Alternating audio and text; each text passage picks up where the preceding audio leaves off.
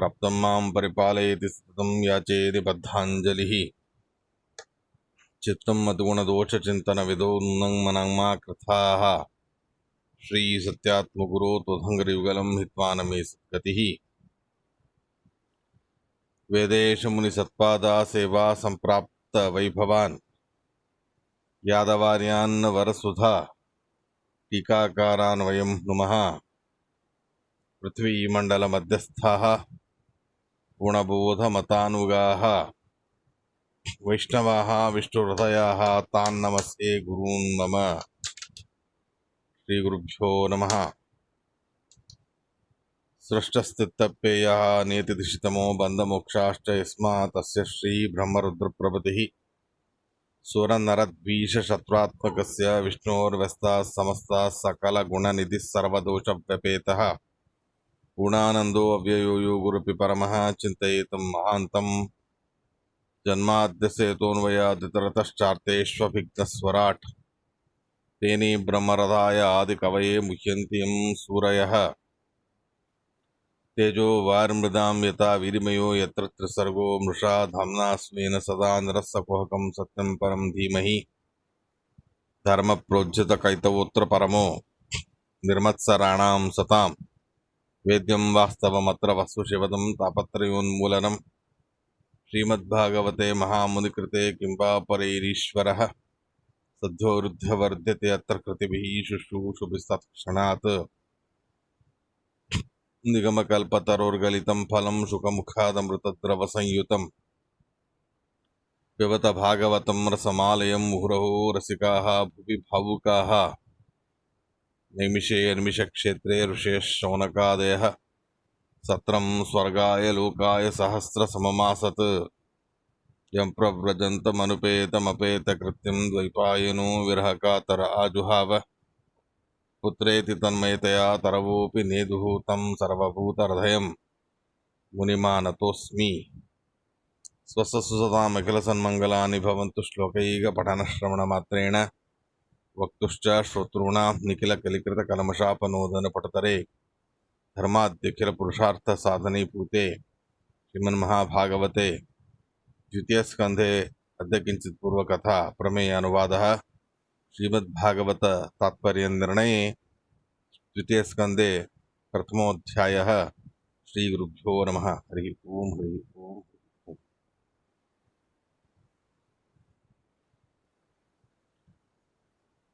नद्योऽस्य नाड्योऽथ तनूरुहाणि महीरुहा विश्वतनोर्नृपेन्द्र अन्नं च वीर्यं श्वसितं मातरिश्व गतिर्वयः कर्मगुणप्रवाहः ईशस्य केशान् विदुरम्बुवाहान् वासस्तु सन्ध्ये कुरुवर्यभुम्नः अव्यक्तमाहुर्हृदयं मनस्तु स्वचन्द्रमा सर्वविकारकोशः श्रीगुरुभ्यो नमः।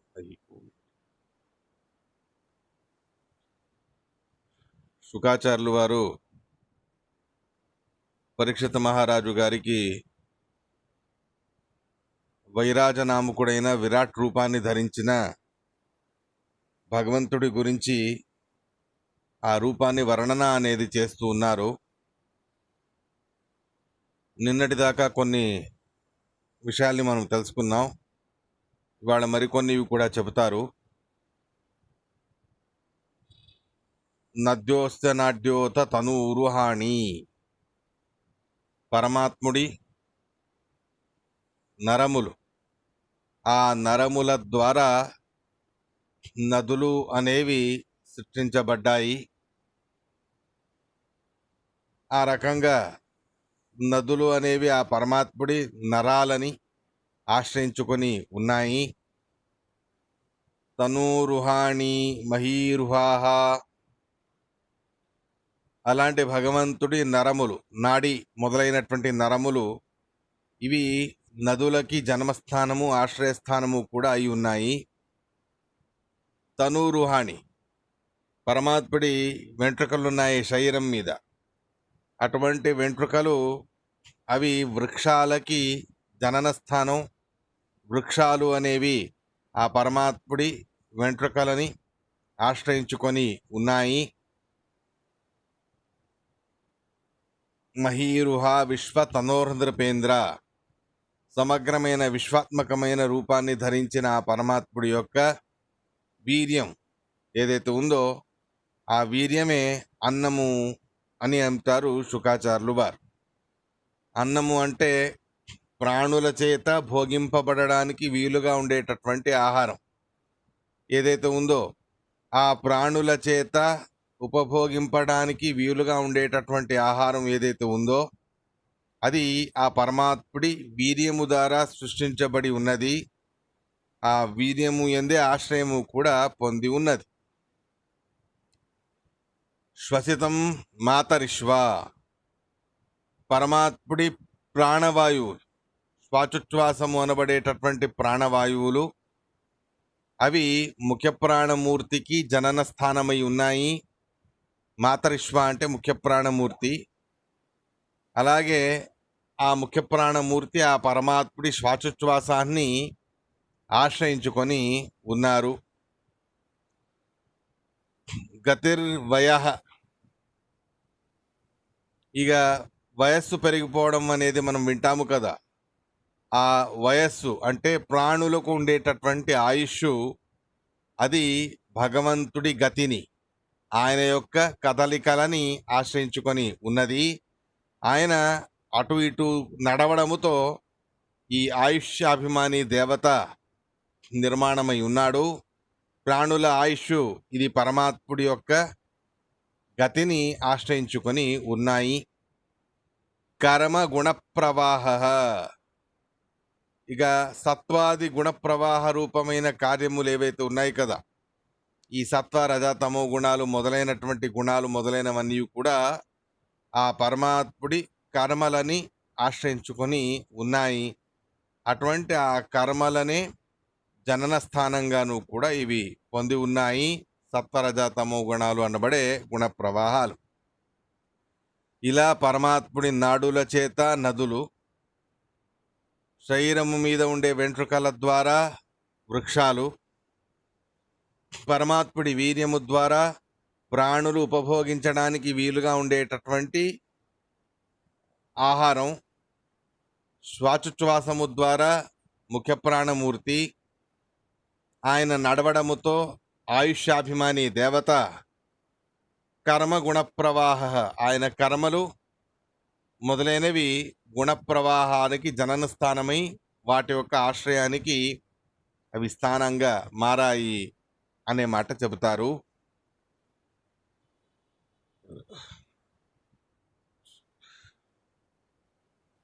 ఈశస్య కేశాన్ విదురంబువాహాః,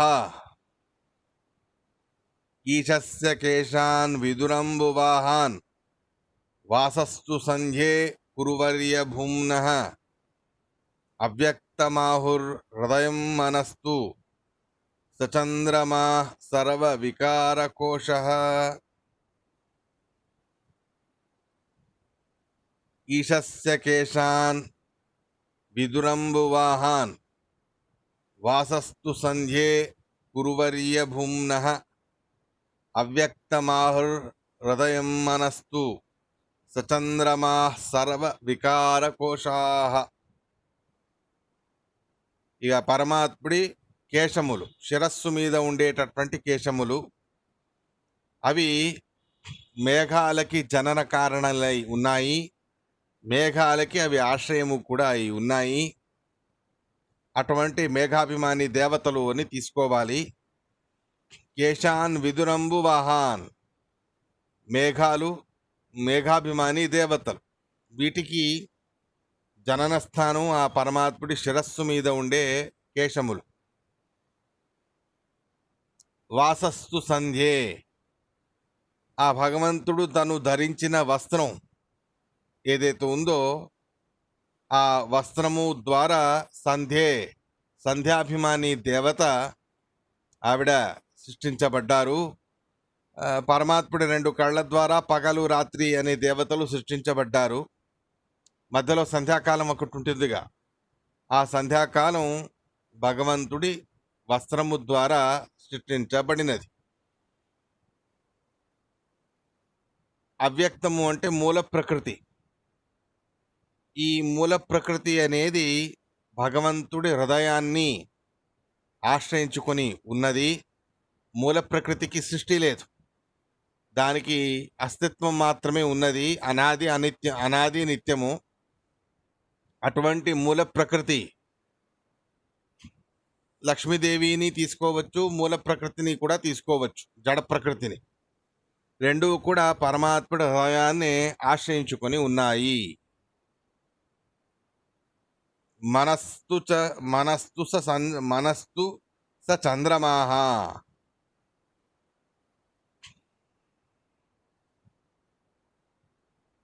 ఆ పరమాత్ముడి మనస్సు ఏదైతే ఉందో ఆ మనస్సుని చంద్రమా మనసో జాయత్.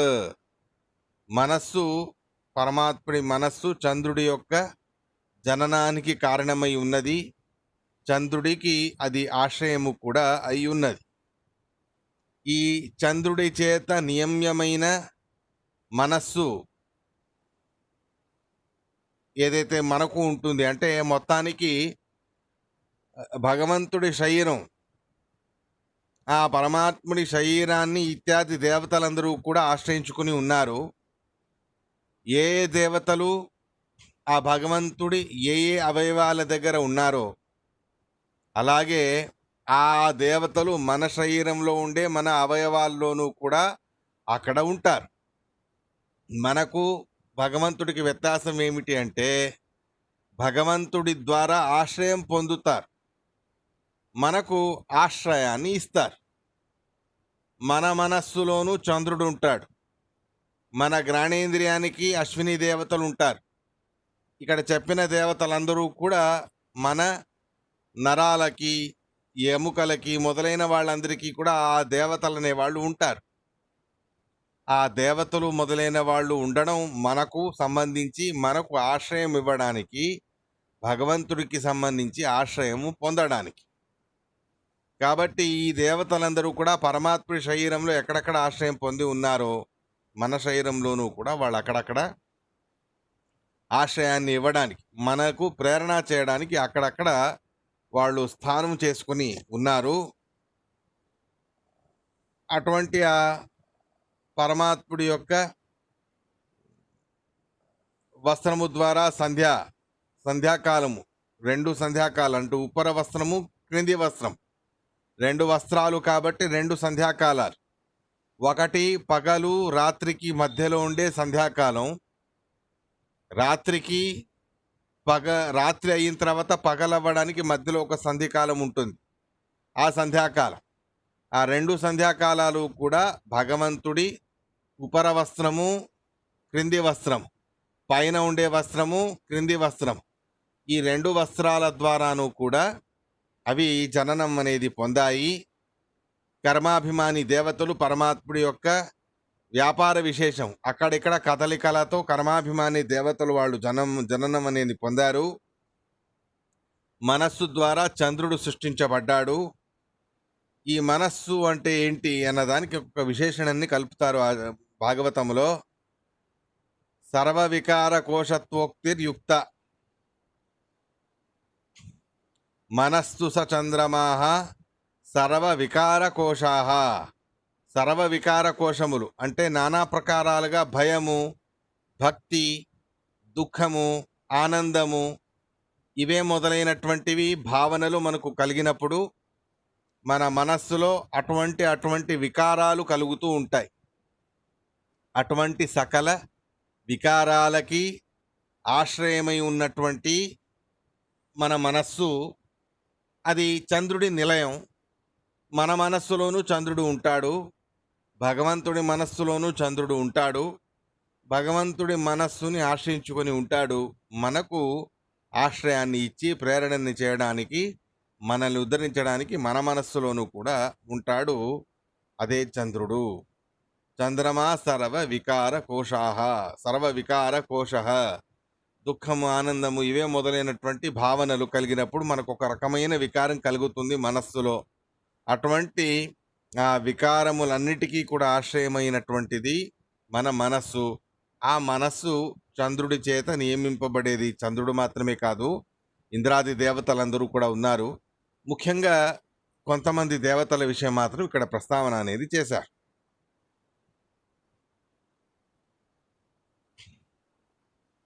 విజ్ఞాన శక్తిం మతిమామనంతి సర్వాత్మనో అంతఃకరణం గిరిత్రః అశ్వాశ్వతర్యుష్ట్ర గజానఖాని సర్వే మృగాః పశవః శ్రోణిదేశే. విజ్ఞాన శక్తిం మతిమామనంతి సర్వాత్మనోంతఃకరణం గిరిత్రః అశ్వాశ్వతర్యుష్ట్ర గజానఖాని సర్వే మృగా పశవ శ్రోణిదేశే.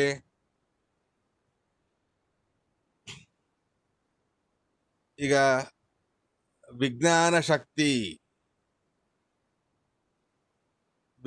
శక్తి అనేది బ్రహ్మదేవుడు అని అర్థం.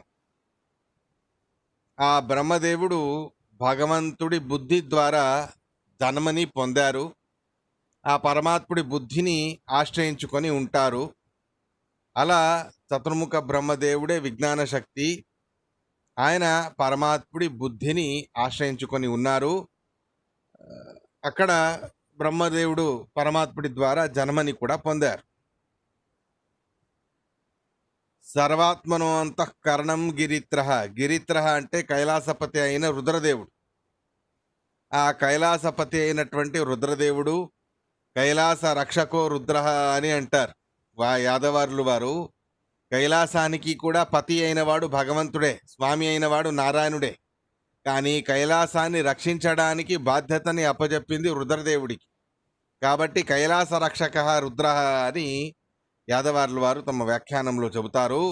కాబట్టి కైలాస రక్షకుడైన రుద్రదేవుడు ఈయన పరమాత్ముడి మనస్సు, సర్వస్వామి అంతఃకరణం, అహంకారం. మన మనస్సులోని ఒక అహంకారం అనే ఒక భాగం నేను అనేటటువంటి భావనని కలగజేస్తుంది.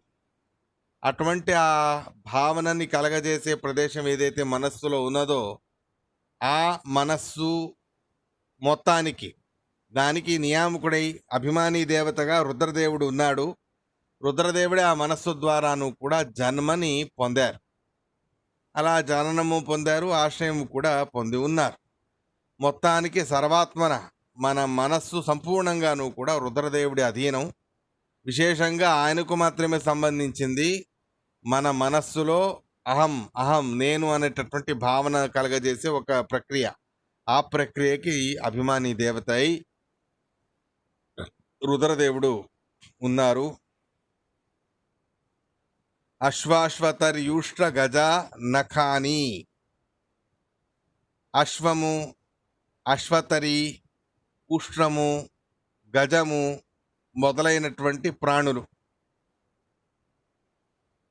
ఇక్కడ అశ్వం అంటే గుర్రం, ఉష్ట్రము అంటే ఒంటేలు, క్యామెల్, గజము అంటే ఏనుగు, అశ్వతరి అంటే ఏమిటి అని అడిగితే గర్ధబాద్ వడవాయాముత్పన్న అశ్వతరి. గాడిద ద్వారా గుర్రములో జన్మించింది ఏదైతే ఉందో అది అశ్వతరి అని అనిపించుకుంటుంది. అలాంటి ఈ ప్రాణులు ఏవైతే ఉన్నాయో ఈ సమగ్రమైనటువంటి ప్రాణులు ఆ పరమాత్ముడి నఖముల ద్వారా జన్మించాయి. ఆ నఖములే వాటికి ఆశ్రయస్థానము, అంటే తదభిమాని దేవతలకి ఆశ్రయస్థానము. ఈ ప్రాణి జాతులన్నీ సృష్టించబడడానికి ఆ పరమాత్ముడి నఖములే మూలభూతంగా కారణమై ఉన్నాయి. సర్వే మృగా పశవ శ్రోణిదేశే. ఇవి మాత్రమే కాదు, మొత్తానికి సకల ప్రాణులు, మృగాలు, పశువులు ఇత్యాదులు ఏవున్నాను కూడా అవన్నీ ఆ పరమాత్ముడి శ్రోణి దేశాన్ని ఆశ్రయించుకొని ఉన్నాయి. ఈ రకంగా ఆ పరమాత్ముడిని ఆశ్రయించుకొని ఈ సకల ప్రాణులు మొదలైనవన్నీ కూడా ఉన్నాయి. వచాంసి తత్ వ్యాహరణం విచిత్రం. వచాంసి తత్ వ్యాహరణం విచిత్రం. మనుర్మనీషా మనుజో నివాస గంధర్వ విద్యాధరచారణాప్సర స్వరస్మృతిర్యసురానీక వీర్య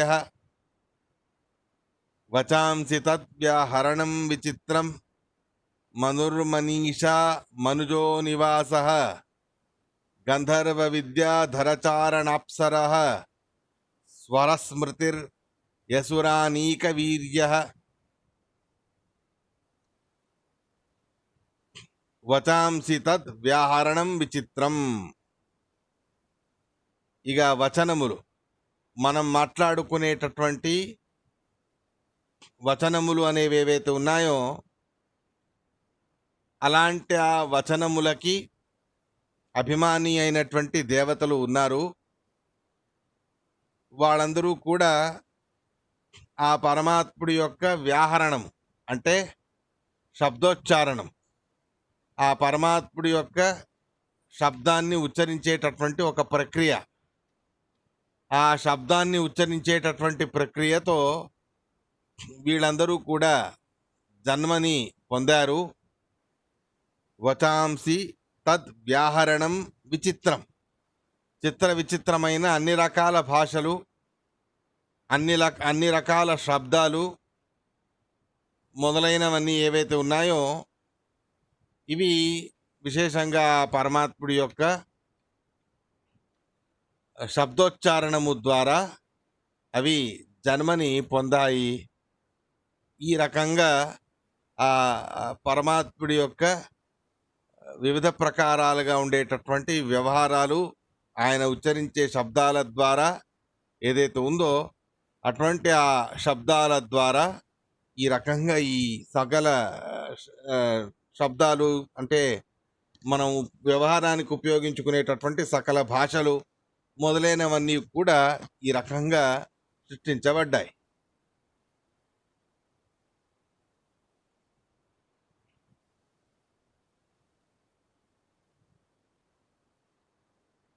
మనుర్మనీషా మనుజో నివాస, మనుర్మనీషా మనుజో నివాస.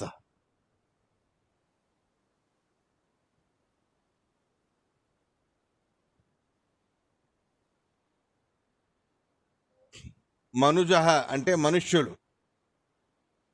వీళ్ళు ప్రియవ్రతాది నానా రకాలుగా ఉండేటటువంటి చక్రవర్తులు, మహానుభావులు. వీళ్ళందరూ స్వామిభవ మను మొదలైనటువంటి వాళ్ళందరూ కూడా మొత్తానికి మానవ జాతికి మూల పురుషులైన వాళ్ళు.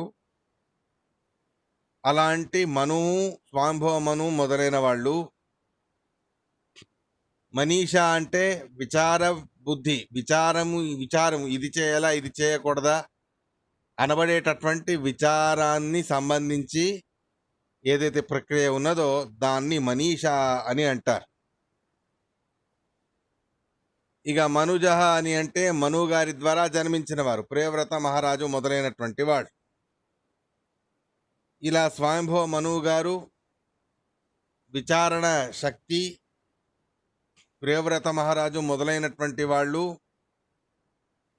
వీళ్ళందరూ కూడా ఆ పరమాత్ముడి నివాసము, ఆయన ఒక చోట ఉండడముతో వీళ్ళందరూ కూడా జన్మించారు. నివాస స్తదీయ నివాసన క్రియ, అలా ఒక చోట ఉన్నాడు, నివాసం చేశాడు. నివాసం చేసేసరికి వీళ్ళందరూ కూడా సృష్టించబడ్డారు. గంధర్వ విద్యాధర చారణ అప్సరహ, గంధర్వులు, విద్యాధరులు, చారణులు అంటే అదే ఆ క్రోవకి చెందిన వాళ్ళు కొంచెం వేరు. అప్సరా స్త్రీలు, స్వర షడ్జ మొదలైనటువంటి ఏవైతే స్వరములు అనేవి ఉన్నాయో ఈ స్వరములు. స్మృతిర్ అతీత విషయ జ్ఞానం, స్మృతి అంటే వెనక జరిగింది ఏదైతే ఉందో దాన్ని గుర్తుపెట్టుకోవడాన్ని స్మృతి అని అంటారు. ఆ పరమాత్ముడి యొక్క స్మృతి ద్వారా, స్వరము ద్వారా ఈ గంధర్వ విద్యాధర చారణ అప్సరులు మొదలైన వాళ్ళందరూ కూడా సృష్టించబడ్డారు. స్వరస్మృతిర్ యసురానీక వీర్య, ఇక విషయ విజ్ఞానం, అతీత విషయకమైనటువంటి జ్ఞానం, ఇవే మొదలైనవన్నీ కూడా ఈ గంధర్వాదులందరి జననానికి, స్వరము మొదలైనవన్నీ జననానికి కారణమై ఉన్నాయి. అసురానీకం, అసుర సమూహం, ఆ అసుర సమూహం ఏదైతే ఉందో అది పరమాత్ముడి వీర్యం అంటే పరాక్రము ద్వారా, ఆయన యొక్క పరాక్రమము ద్వారా అసుర జాతి అనేది సృష్టించబడినది. అసుర సమూహము, వాటిలో ఉండేటటువంటి పరాక్రమము మొదలైనవన్నీ కూడా ఈ పరమాత్ముడి యొక్క పరాక్రమము ద్వారా జన్మని పొందాయి, అలాగే ఆశ్రయము కూడా పొంది ఉన్నాయి. బ్రహ్మాననః క్షత్రభుజో మహాత్మా విడూరురంఘ్రిశ్రితకృష్ణవర్ణః స్వాహా స్వధా వీర్యగుణోపపన్నో హవ్యాత్మకః కర్మ వితానయోగః. బ్రహ్మాననక్షత్రభుజో మహాత్మా విడూరురంఘ్రిశ్రితకృష్ణవర్ణః స్వాహా స్వధా వీర్యగుణోపపన్నో హవ్యాత్మకః కర్మ వితాన యోగః. బ్రాహ్మణ జాతి, దానికి అభిమాని అయినటువంటి దేవత, వాళ్ళు అభిమాని దేవత పరమాత్ముడి ముఖము నుండి జన్మని పొందారు. వైశ్య జాతికి అభిమాని అయిన దేవత పరమాత్ముడి తొడల ద్వారా జన్మని పొందారు, ఆశ్రయం కూడా అక్కడే ఉంటుంది వాళ్ళకి. క్షత్రియ జాతికి అభిమాని అయిన దేవత ఆ పరమాత్ముడి భుజముల ద్వారా జన్మని పొందారు, అలాగే ఆశ్రయము కూడా అక్కడే ఉంటుంది. అంగ్రిశ్రిత కృష్ణవర్ణ శూద్రజాతి అభిమాని దేవత, శూద్రజాతికి అభిమాని అయిన దేవత కృష్ణవర్ణం, నల్లగా ఉంటారు ఆయన. ఆయన భగవంతుడి పాదాల ద్వారా సృష్టించబడ్డాడు. ఇలా బ్రాహ్మణ జాతి, దానికి దేవత ఎవరైతే ఉన్నారో ఆ దేవత పరమాత్ముడి ముఖము నుండి, క్షత్రియ జాతి దేవత పరమాత్ముడి బాహువుల నుండి, వైశ్య జాతి దేవత పరమాత్ముడి తొడల నుండి, పరమాత్ముడి పాదముల నుండి, శూద్ర జాతికి చెందిన దేవత వీళ్ళు జన్మని పొందారు. స్వాహా స్వధా వీర్య గుణోపపన్నో అవ్యాత్మకః కర్మ వితాన యోగః.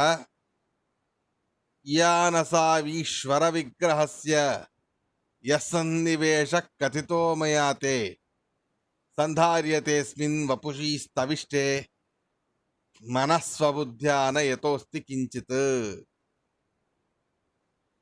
యానసావీశ్వర విగ్రహస్య యస్సన్నివేశః కథితో మయా తే సంధ్యార్యతేస్మిన్ వపుషీ స్తవిష్టే మనస్వబుద్ధ్యాన యతోస్తి కించిత్. స్వాహా స్వద, దేవతలకి ఉపయోగించబడేటటువంటి అన్నాన్ని స్వాహ అని అంటారు. దేవతలకి సమర్పించబడేదాన్ని స్వాహ అంటారు.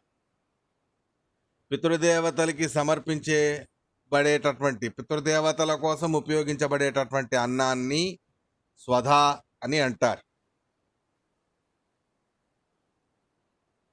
ఈ రెండు కూడా ఆ పరమాత్ముడి యొక్క వీర్యము ద్వారానే, రేతో గుణము ద్వారానే, రేతస్సు ద్వారానే ఈ రెండు సృష్టించబడ్డాయి. మనుష్యులు, సకల ప్రాణులు ఉపభోగించే ఆహారం మాత్రమే కాదు, దేవతలకి వినియోగించే ఆహారం, అలాగే పితృదేవతలకి వినియోగించే ఆహారం, ఇవి రెండు రకాలు కూడా పరమాత్ముడి రేతస్సు ద్వారానే అవి సృష్టించబడ్డాయి. ఇక హవ్యస్య జనక ఆత్మ మధ్యదేహో యస్య స హవ్యాత్మక. హవ్యాత్మక కర్మ వితానయోగ. హవ్యము అంటే హోమము చేయడానికి ఉపయోగించబడేటటువంటి పదార్థాలు. అగ్నిష్టోమాది యజ్ఞయాగాదులనే కర్మలు అని చెబుతారు. ఇలాంటి నానా రకాలుగా ఉండేటటువంటి హవ్య కవ్యాదులు ఇవి పరమాత్ముడి యొక్క మధ్య భాగము నుండే, అంటే వీర్యము నుండేనే సృష్టించబడ్డాయి. అగ్నిష్టోమాది కర్మ వితానస్య విస్తారస్య జనకం యోగ ఉపాయో యశస తథా ఉక్తార్థం ఉపసంహరిత. ఇక ఆ పరమాత్ముడి ఉపాయం ఏదైతే ఉంది కదా, ఆయన ఉపాయం యోగము, అది హవ్యకవ్యాదులతో యుక్తమైన అగ్నిష్టోమాది యజ్ఞయాగాదుల యొక్క కర్మ విధానాన్ని సృష్టించాయి. పరమాత్ముడి యొక్క ఉపాయము, ఆయన యొక్క ఉపాయము అది తెలివి, అంటే ఆయన ఆలోచించినప్పుడు ఒక తెలివి శక్తి అనేది ఉంటుంది కదా, అటువంటి ఆ తెలివితేటలతో ఈ విధి విధానాలు మొదలైనవనేవి సృష్టించబడ్డాయి. ఈ రకంగా భగవంతుడి యొక్క ఏ ఏ అవయవాల ద్వారా ఏ ఏ పదార్థాలు మొదలైనవన్నీ సృష్టించబడ్డాయా అన్నదాన్ని ఈ రకంగా చెబుతూ వచ్చారు శుకాచార్యులు వారు. చివరికి ఉపసంహారం చేస్తారు. ఇది భగవంతుడి యొక్క దివ్యమైన విరాట్ రూపం. ఈ విరాట్ రూపములో ఈ రకంగా చింతన చేస్తూ మనం ధ్యానాసక్తులు అవ్వాలి. ఈ రకంగా ఎవరు ధ్యానాసక్తులై పరమాత్ముడి విరాట్ రూపాన్ని చింతన చేయడం మొదలు పెడతారో అలాంటి వాళ్ళు తమ మనస్సులో ఉండేటటువంటి మలినాలు మొదలైనవన్నీ దూరం చేసుకొని ఆ మనస్సు యొక్క నైర్మల్యానికి కారణమవుతుంది. ఈ ధ్యానం, పరమాత్ముడి విరాట్ రూప ధ్యానం మనస్సు యొక్క నైర్మల్యానికి కారణమవుతుంది అనే మాటని శుకాచార్యుల వారు చెబుతారు. మనస్సు శుద్ధమవ్వడానికి ఈ విరాట్ రూపం అనేది ముఖ్యం. ఇటువంటి విరాట్ రూపమే మనస్సు శుద్ధి కోసమే ధ్యానం చేయబడాలి అని శుకాచార్యుల వారు చెబుతారు. ఈ ధారణ అంటే అఖండ ధ్యానం, అన్ని అవయవాలు కలిపి చూస్తే అఖండ ధ్యానం, అన్ని అవయవాలతో చూస్తే అఖండ ధ్యానం, ఒకటొకటిగా పరమాత్ముడి అవయవాల చింతన అనేది చేస్తే అది ఖండ ధ్యానం. మొత్తానికి ఖండ అఖండ ఈ రెండు రకాలవి. మొదటి భాగములో ఖండ ధ్యానం, ఆ తర్వాత అఖండ ధ్యానం. అటువంటి అఖండ ధ్యానాన్ని చేసి సాక్షాత్ చతుర్ముఖ బ్రహ్మదేవుడు కూడా తన యొక్క బ్రహ్మ పదవిని వారు పొందారు. ఏవం పురాధారణయాత్మయోనిర్ నష్టాం స్మృతిం ప్రత్యవరుహ్య తుష్యన్ తథా ససర్జేద మమోఘ దృష్టిర్ యథాప్యయాత్ ప్రాగ్ వ్యవసాయ బుద్ధి.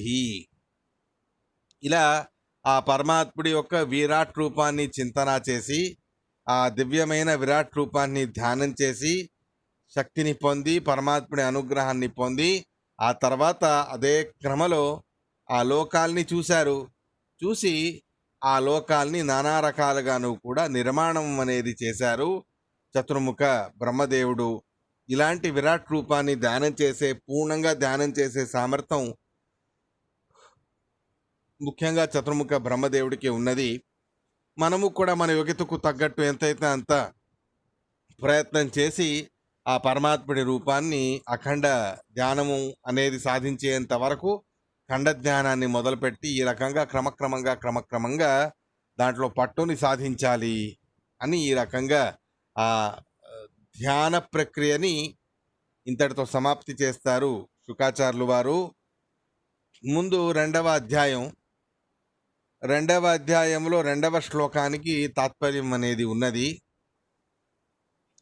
శబ్దస్సహి బ్రహ్మణ ఏష పంథాః యన్నామభిర్ధ్యాయతీరపార్థైః పరిభ్రమంస్తత్ర న విందతేర్థాన్ మాయామయే వాసనయాశయానః. శబ్దస్సహి బ్రహ్మణ ఏష పంథా యన్నామభిర్ధ్యాయతి ధీరపార్థైః పరిభ్రమంస్తత్ర న విందతేర్థాన్ మాయామయే వాసనయాశయానః.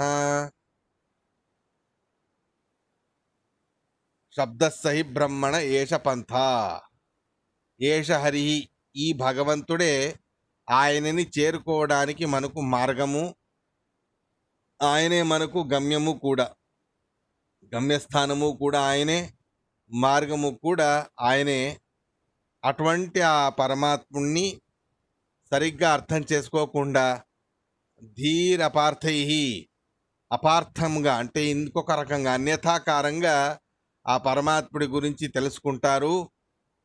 అలాంటి ఆ పరమాత్ముడి గురించి అన్యథాకారంగా తెలుసుకొని వాళ్ళు నానా రకాలుగాను కూడా తమ కష్టాలను కొని తెచ్చుకుంటారు. భగవంతుడి యొక్క సరైనటువంటి క్రమలో సరైనటువంటి ఉపాసన అనేది చెయ్యాలి. అటువంటి ఆ ఉపాసన అనేది, ధ్యానం అనేది సరైన క్రమలో చెయ్యాలి. అన్యథాకారంగా, విపరీతంగా, శాస్త్ర విరుద్ధంగా ధ్యానోపాసనలు మొదలైనవన్నీ చేయకూడదు. మొత్తానికి ఆ భగవంతుణ్ణి పొందడానికి శబ్దసహి బ్రహ్మణ ఏషపంత, శబ్దములే ఆగమ శాస్త్రాలే ఆ భగవంతుణ్ణి చేరడానికి కూడా మనకు మార్గాలు అవుతాయి, మార్గదర్శకాలు అవుతాయి. అటువంటి మార్గదర్శకాలైన శబ్దశాస్త్రాలను, ఆగమ శాస్త్రాలని తెలుసుకొని వాటి ద్వారా వాటిని నిమిత్తం చేసుకొని పరమాత్ముడిని చేరుకోవడానికి మనం ప్రయత్నం అనేది చేయాలి. మొట్టమొదలుగా భగవంతుణ్ణి చేరడానికి శబ్దం అనేది చాలా ఇంపార్టెంటు. ఆ విషయాన్నే చెబుతారు. శబ్దసహి బ్రహ్మణ ఏషపంథ సర్వనామ యతో విష్ణుర్ తదన్యార్థాన్న తుస్మరేత్ స్మరన్సు యావదర్థ స్యాద్ అన్యథా స్వాత్మః స్మృతః ఇది బ్రహ్మాండే, బ్రహ్మాండ పురాణంలోని వచనము. జగత్తులో ఉండే ఏవేవి పేర్లు అనేవి ఉన్నాయో, రుద్ర, ఇంద్ర, చంద్ర, సోమ, అగ్ని, వరుణ మొదలైన సర్వనామములు ఏవైతే ఉన్నాయో అవన్నీ కూడా సర్వనామ యతో విష్ణు, విష్ణువే అన్ని పేర్లతోనూ కూడా పిలువబడతాడు. తదన్యార్థాన్నతు స్మరేత్, పరమ ముఖ్య వృత్యా సకల శబ్దాలు, సకల నామములు ఆ పరమాత్ముడి స్తోత్రాన్నే చేస్తాయి, పరమాత్ముడి పేర్లే అయి ఉన్నాయి. అలా కాకుండా ఇతర దేవతలని ఆ పేర్లతో పిలిచారు అన్న మాత్రాన వాళ్లే పరమ ముఖ్య వృత్యా ఆ దేవతలు ఆ పేర్లకు ఆ పేర్లతో పిలువబడేవారు అని అనుకోకూడదు. స్మరన్సు యావదర్థస్యాద్ అన్యథా స్వాత్మః స్మృతః, అది ఏ రకంగా ఆ శబ్దము యొక్క యౌగికార్థం అనేది ఏదైతే ఉన్నదో అటువంటి యౌగికార్థాన్ని ఉపయోగించుకొని ఆ యౌగికార్థాన్ని పురస్కరించుకొని ఆ పరమాత్ముడి పరంగానే సకల నామములను కూడా మనం చింతన చెయ్యాలి. అలా కాకుండా ఇంద్ర అనే పేరుతో ఎవరో వేరే వారు ఉన్నారు, ఇది భగవంతుడి పేరు కాదు, చంద్ర అనేది భగవంతుడి పేరు కాదు, ఇటువంటి ఆలోచన అనేది చేయకూడదు. ఒకవేళ ఈ రకంగా ఆలోచన అనేది చేస్తే స్వాత్మః, మనల్ని మనమే సంహరించుకున్నట్టు అవుతుంది. ఎందుకు అంటే అది అన్యథా ఉపాసన అవుతుంది. అటువంటి అన్యథా ఉపాసన ద్వారా మనమే మనకు అనర్థాన్ని తెచ్చుకున్నట్టు అవుతుంది అని ఆచార్యుల వారు చెబుతారు. మొత్తానికి యాదవార్లు వారు వివరణ అనేది ఇస్తారు ఈ శ్లోకానికి. ఏంటి అంటే ధీహి అంటే బుద్ధి, జీవుడు, ధ్యానం చేసేవాడు జీవుడు. ఆ జీవుడు పురంధర, ఇంద్ర, చంద్ర అనబడేటటువంటి శబ్దాలు, ఈ శబ్దాల పరమ ముఖ్య వాచ్యం, పరమ ముఖ్య వృత్య వాచ్యులైన వాళ్ళు పురంధరాదులే అని అనుకుంటే పొరపాటు అవుతుంది. ఎందుకు అంటే ఇంద్ర అంటే సకలైశ్వర్యవంతుడు అని అర్థం. అలా ఇంద్రదేవుడికి సకల ఐశ్వర్యం అనేది లేదు, త్రిలోక ఐశ్వర్యం మాత్రమే ఉన్నది. సకల ఐశ్వర్యము ఉన్నవాడు భగవంతుడు మాత్రమే. కాబట్టి ఇంద్ర అంటే భగవంతుడే. అగ్రణీత్వాత్ అగ్నినామ, అగ్ని అంటేను కూడా భగవంతుడే. ఎందుకు అంటే అందరికంటే ముందు ఉంటాడు కాబట్టి పరమాత్ముణ్ణి అగ్ని అని అంటారు. ఇలా ఎన్నో రకాలుగాను కూడా వేదాలలో, పురాణాలలో, శాస్త్రాలలో ఏవేవో వేరు వేరు వేరు పేర్లని మనం వింటాం. ఏవేవో దేవతలకి సంబంధించిన పేర్లు అని ఉంటాయి. అవన్నీ అన్ని పేర్లు కూడా భగవంతుడికి సంబంధించే ముఖ్యమైన వృత్యా పరమాత్ముడిని తెలిపేటటువంటివి ఉన్నాయి. ఇది తెలుసుకోలేక జీవుడు ఏం చేస్తాడు?